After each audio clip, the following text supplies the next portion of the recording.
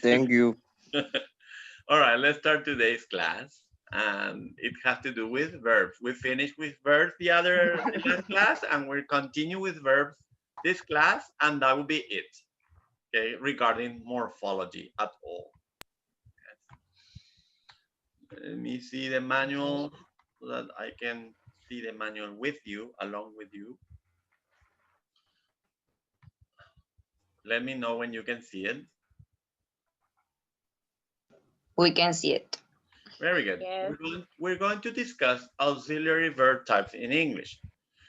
We have two main types of verbs, the main verb and the auxiliary verb.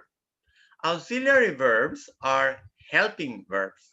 They are not as important as the main verb.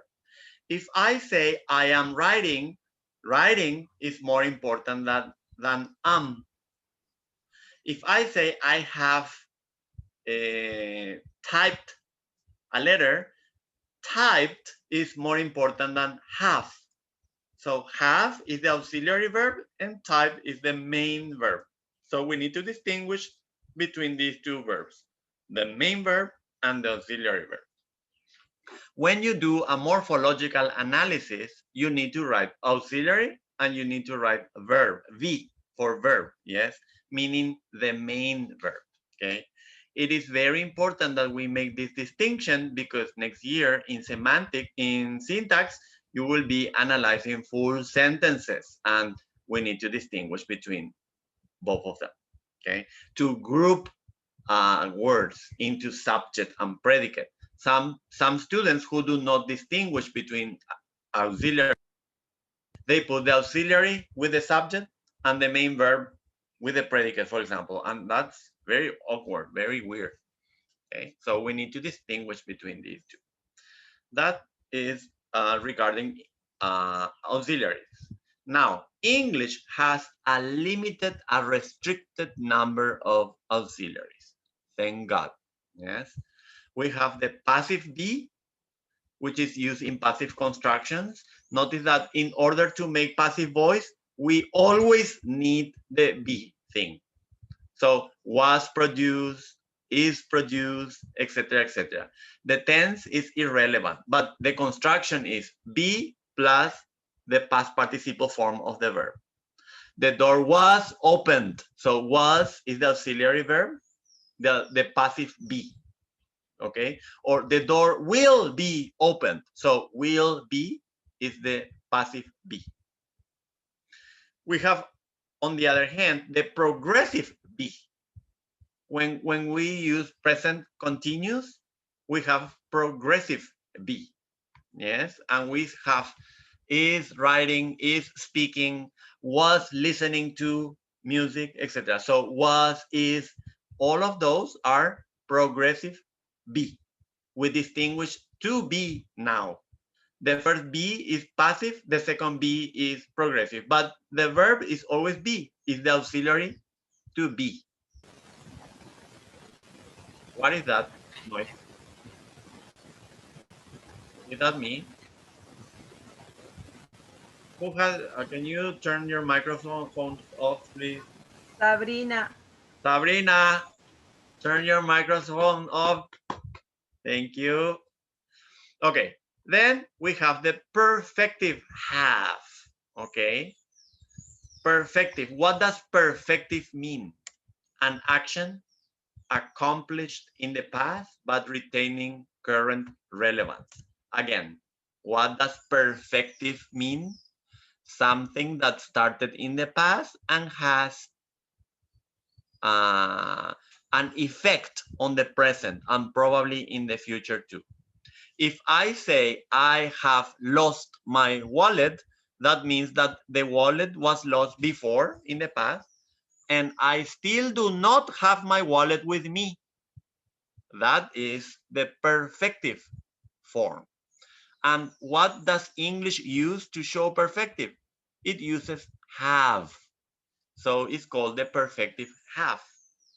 For example, she has broken her leg. What does it mean? It means that her leg is still broken.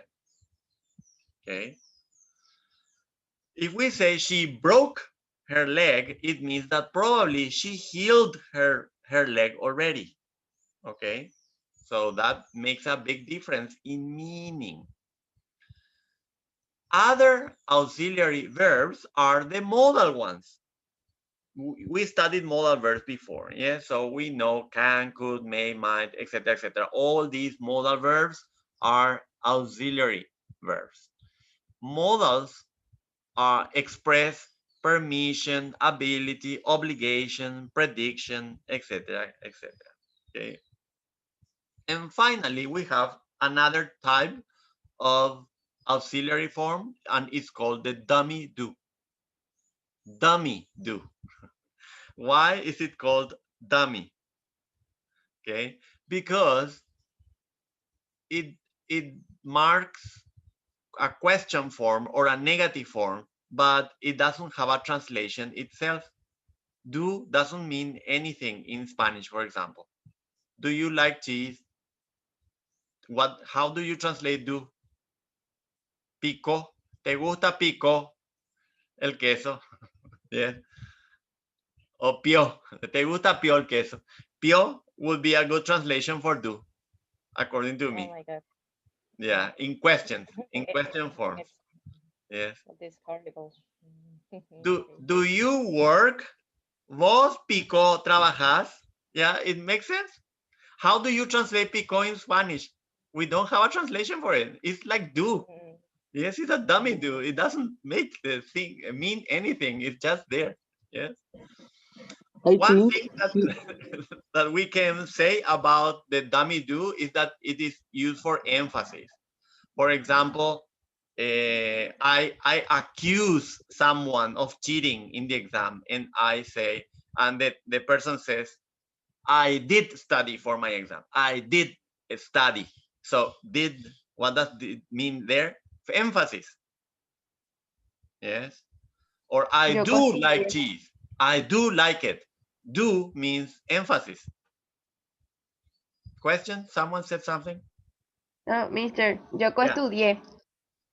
Yoko, yeah, co would be excellent, excellent. See, we have equivalence in Guarani, but not in Spanish.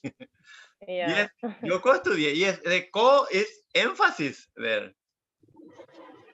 There is a difference between yo estudié and yo co estudié. Yes. Mister, Yes. I think only in Paraguay you can translate do. Of course, of course. Yeah. Other countries do not have that. Very good.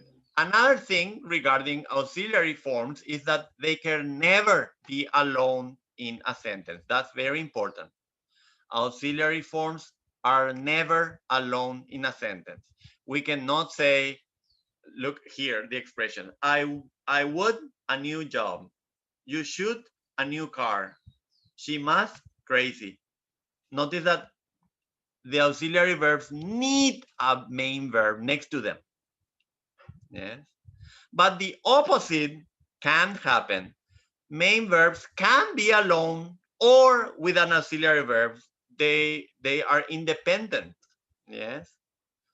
I can say I like my new job. Like is a main verb. So they can be alone if they want. I can use an auxiliary. I have liked this. Yes. But the main verbs are super powerful. They don't need the auxiliary verb. Okay. They can stand alone then. That's the main difference between auxiliary verbs and main verbs. It's a test that you can make when you are analyzing a sentence. You can say, is this a main verb or an auxiliary verb? I don't know. Okay, let me test it. Yes. If this is an auxiliary verb, it must not be alone in the sentence. It needs to be accompanied by a verb, a main verb. That's a good test. Clear? Questions? Do we distinguish between auxiliary verbs and main verbs? Okay. Yes, Mr. Yes, Mr. Christopher. Super. We're going to talk about a phenomenon that happens in English, and it's called ellipsis. Okay. And it means, ellipsis means deletion. When we delete, when we eliminate, when we erase certain words. For example, look at this conversation. Can you sing? Yes, I can. That's a very normal English question and answer, yes? But it must be, in theory, it must be, can you sing? Yes, I can sing. But because it's kind of redundant to say sing and sing, then we make ellipses. We eliminate, we erase the last word. Can you sing? Yes, I can. Sing. Yes, that's what we're saying. Okay, so look at this exercise. This is super interesting. Look at number So, one. Mr. Yeah, Um, what is the function of can here? Is a verb only? no, I can. An ability. no. The, This is an auxiliary the verb. model. Sing. The main verb is sing.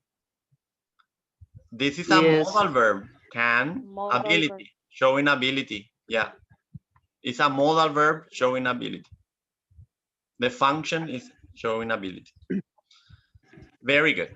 Here in this exercise, we need to say two things. One, where does this conversation happen?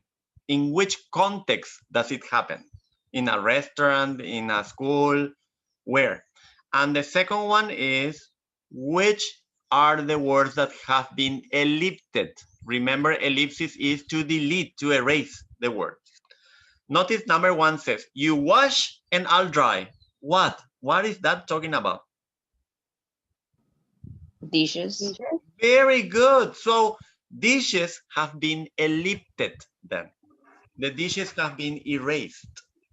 Where do you think this conversation happens? In the kitchen. Very good. In the kitchen. Excellent. Number two, are you ready to order? What? Food. Meal.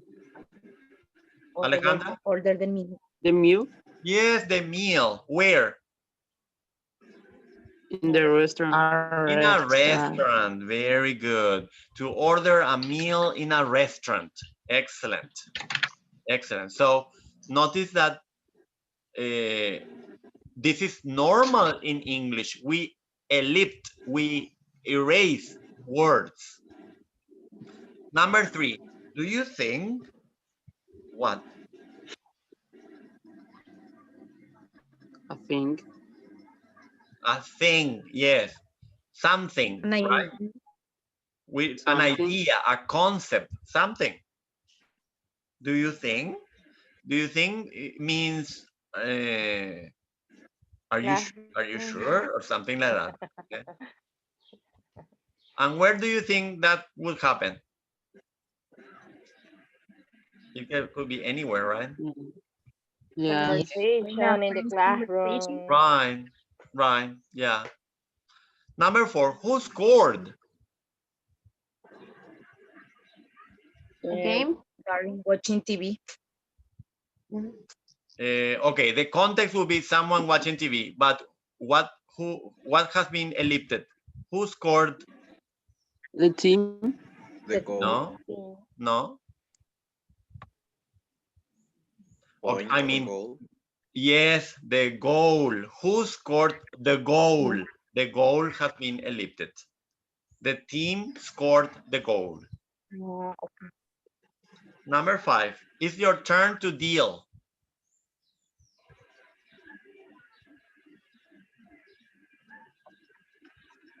Okay, Sabrina, turn your microphone off. Or I don't know who that is, but it's super annoying. It's like a washing machine or something. Okay, it's your turn to deal. What do you deal? Look at me. A problem, maybe. Say it again, Alejandra. A problem. No. Because that It would could be to be deal with something. with liar or no? it could be a meal Liar. again. Wait. It could be between parents. You do this. Maybe to do the house. Cards. House. Deal And the the- cards, teacher. Yes, The deal cards. the yes. cards, dear cards, when you are playing what game? Poker. Poker. I don't know. Poker, a poker game. It's your turn to deal the card. Poker, for Yo, example. Poker. sí, yo, en Paraguay. Escoba 15, sí, yo. Okay, number 6. I'll weed and you can water.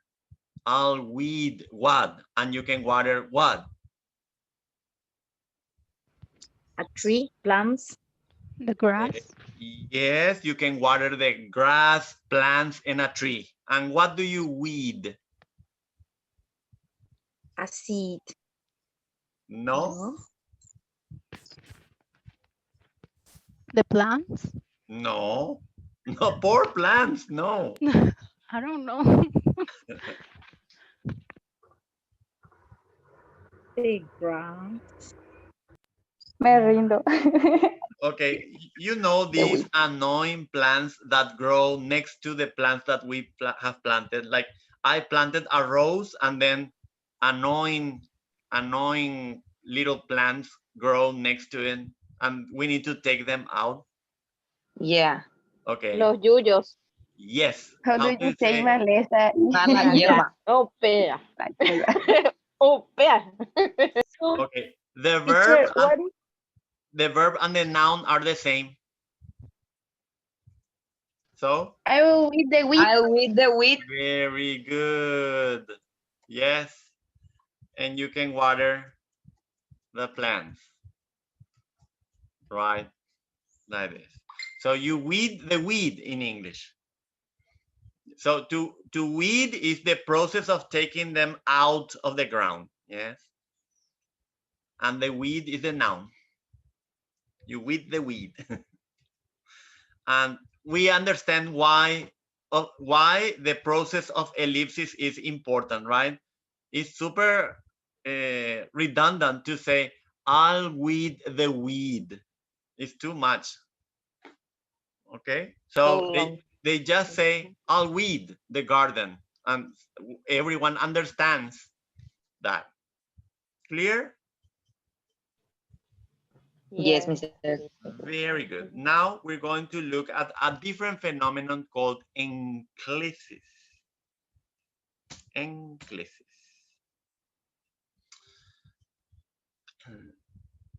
And enclitic forms are contracted forms. In English, we have many contractions. Could not is couldn't. Should not is shouldn't. Will not is won't, etc. Does not is doesn't. So these contracted forms are called enclitic forms. So enclitic means contract.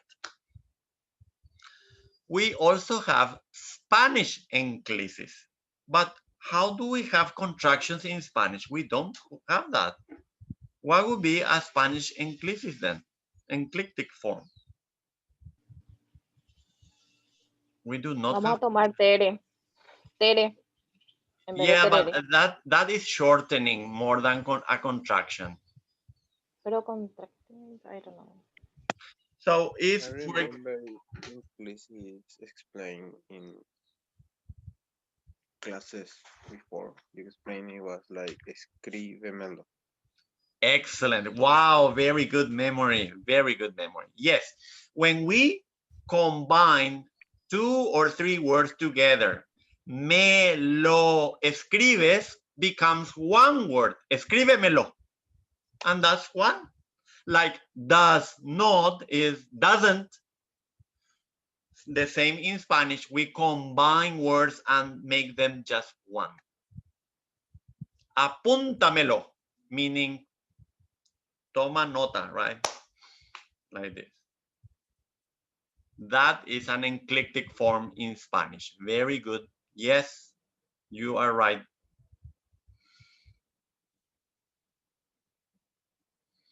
Okay, here, next, in the manual, you have an exercise to distinguish between main verb and auxiliary verb. Okay, so you do that. And then there are questions. Let's go over the questions. What are auxiliary verbs? Question number 1. The answer is they are helping verbs. They help the main verb. That's the answer to the question. They are helping verbs. They help the main verb. Question number 2, what is ellipsis? Ellipsis is the phenomenon of deleting some words.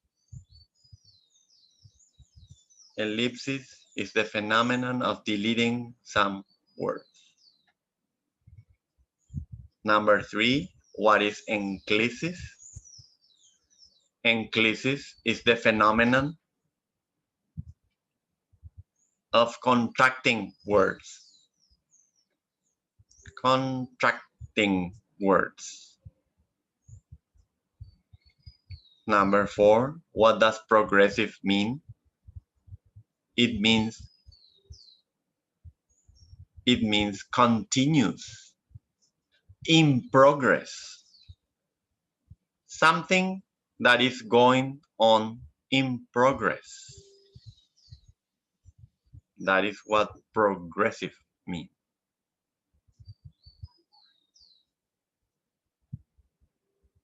And perfective means something that happened in the past and has relevance in the present. Something that happened in the past and has relevance in the present. That is what it means. There are practice exercises on auxiliary verbs for you, and also practice quiz for the final exam, etc., etc. Okay, so everything is on the in the manual. Okay, what I still owe you is the answer key to all the exercises from the manual, so that you will have before your final exam. Definitely not after. Hopefully before this. Do you have a date for my exam already?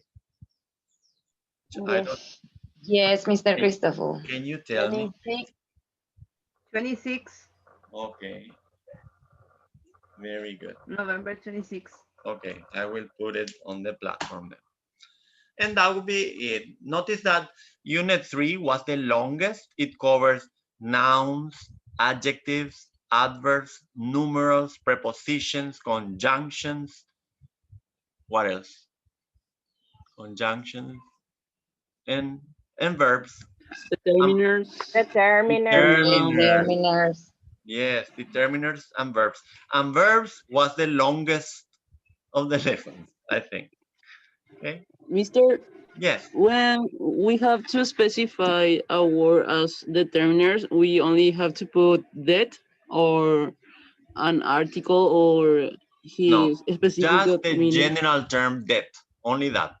You don't need to say Okay. it's an article, it's a possessive form, it's a demonstrative. No. Just that. Easy. Is there any question that you would like me to answer? Probably during the week when you study for the exam, please feel free to ask me questions. Yes, I am always available for questions. Usually when you in study, these sentences, then you get questions, right? And then you can write to me. Yes, what did you say? can I read you sentences and ask you a question? Okay.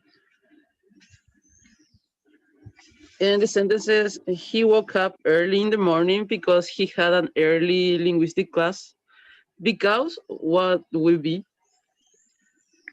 a conjunction. It joins two sentences or two phrases together. It's a conjunction. Okay. Conjunction. Okay, that's all. Thank you. Oh, Mister, okay. Yes, I have a question. yes. In the manual says that we classify numerals as a subclass of nouns. Mhm. When we are doing the morphological analysis, we should put numerals or nouns. Numerals. Numerals. Yes. Okay. And write like this. Just 3 letters. Num. Only that. No. Yeah. Thank you. All right. And to works as a preposition, right? Which word? To. To. Yes, that's a preposition. Because Unless, wait, when you say unless there is a verb next to it. If it is a Yeah, verb, there is a verb next to it, it's an infinitive. infinitive, so we have to put Infinitive. Like, infinitive. yeah. Okay, that's what I'm learning a lot. Thanks. And To that, the Mr. park. Notice that here into the park we have to is a preposition. To is a but to write is an infinitive. Another one. And Teacher. that, oh, I'm sorry. Right, the next. Okay. Teacher, then when two words are unit with a hyphen, it is a clause noun. Or For well, example, a noun phrase. Sorry. something like this, ice cream with a hyphen. Yeah. Like this. Yes, and what's your question? If it's a noun clause or it's a phrase noun, because I'm confused. Phrase, noun does not exist. Noun phrase? Noun phrase. No, but we don't cover noun phrases in morphology. Ice cream is, if it has a hyphen, we call it noun. If it doesn't have a hyphen like this, then we will say adjective plus noun. Ice is the adjective and cream is the noun. But if it has a hyphen, that means it's a whole word and the word is a noun.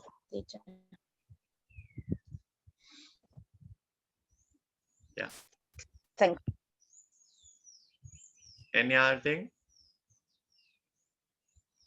Mister, Yes. when that is an article or a determiner? That is a demonstrative. It's a determiner. No, like THE. TH. Like The is an article the, determiner. Determiner. and when determiner? Yeah, always. It's always a determiner. Always. Yeah. Okay, thank you. All right.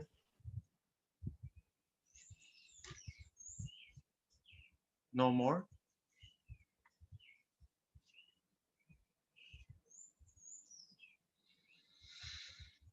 All righty then. Let me stop the recording.